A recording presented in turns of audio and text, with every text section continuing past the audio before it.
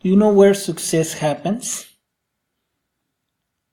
In what plane? In the mind? Or is it in the flesh? Or in the spirit? I would say in the three parts.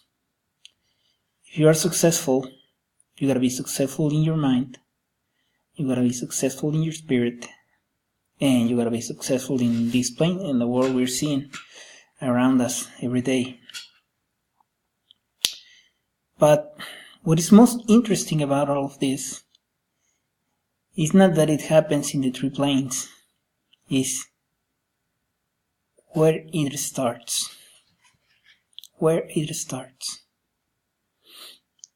One could surmise that it starts when we have everything around us.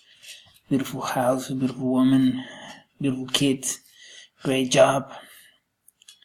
Then you could say someone is successful, right? But that's not how it happens. First, it has to happen in your mind. There is no way you can achieve anything if you don't believe it first. Success is not that kind of a thing that you can trip on. You gotta build it every day. And for it to happen, it has to start at some point, and it is in your mind. You have to believe it. Believing you are successful will make you a successful person. That's the first plane. We gotta make it in our mind.